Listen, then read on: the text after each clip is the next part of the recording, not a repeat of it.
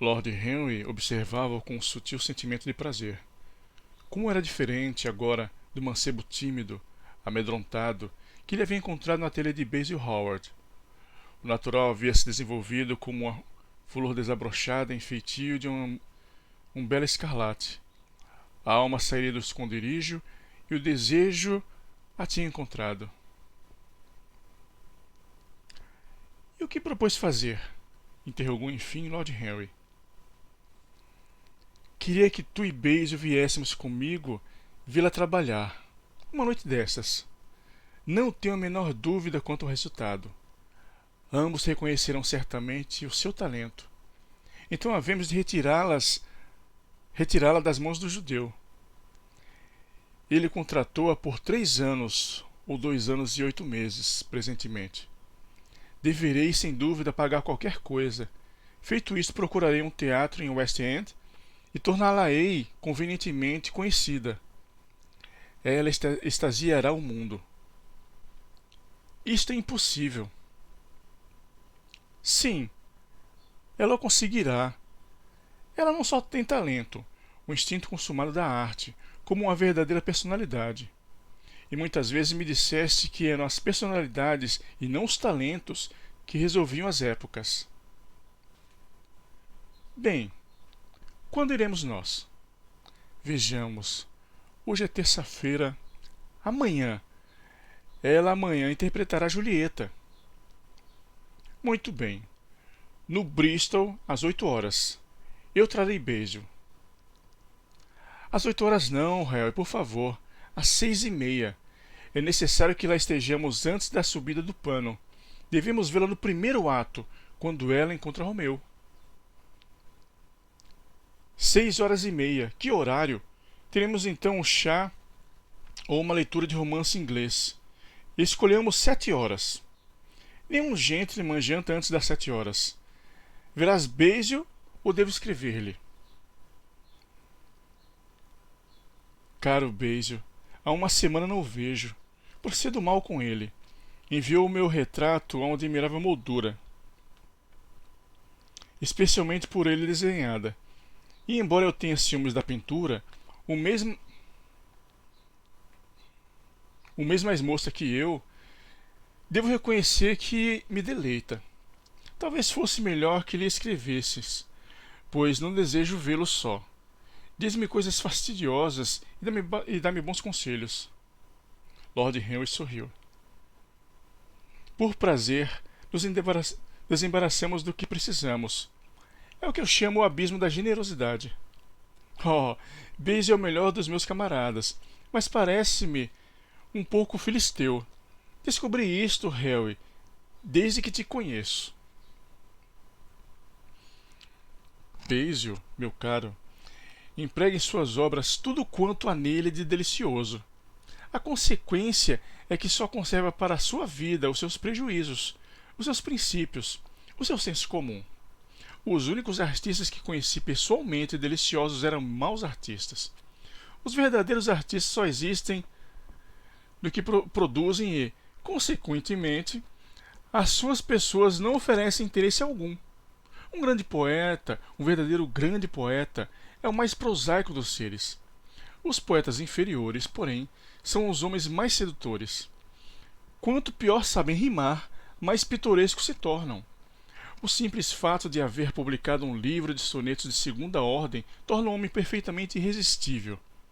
Este vive o poema que não conseguem escrever. Os outros escrevem o poema que não ousam realizar. Creio que é verdadeiramente assim, Harry, disse Dorian Gray, perfumando o lenço em um grande frasco de tampo de ouro que se achava sobre a mesa. Assim deve ser, mesmo porque dizes.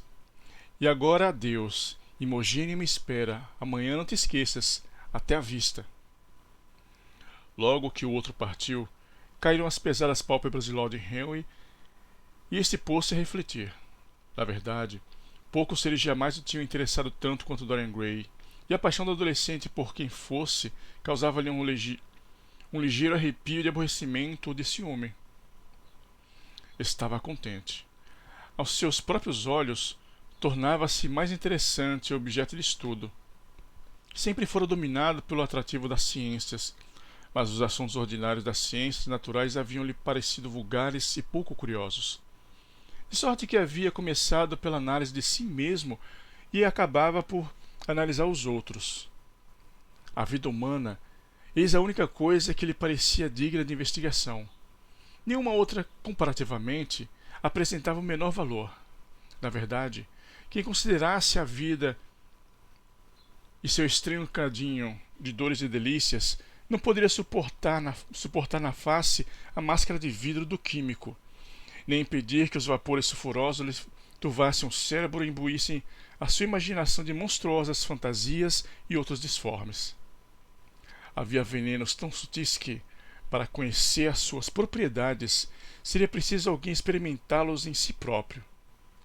Havia moléstias tão exóticas que alguém deveria suportá-las se quisesse conhecer a sua natureza. E, então, que recompensa! Quão prodigioso se tornaria o mundo inteiro!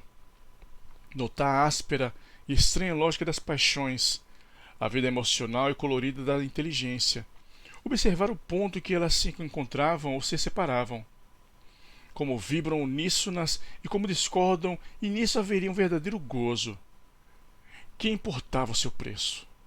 Nunca seriam pagas muito caros tais sensações. Ele tinha consciência de que, e tal pensamento punha-lhe um brilho de prazer nos olhos de ágata escuro. Era devido a certas palavras suas, palavras musicais, pronunciadas em tom musical, que a alma de Dorian Gray se voltara para essa branca mulher e tombara em adoração diante dela. O adolescente era de algum modo sua própria criação.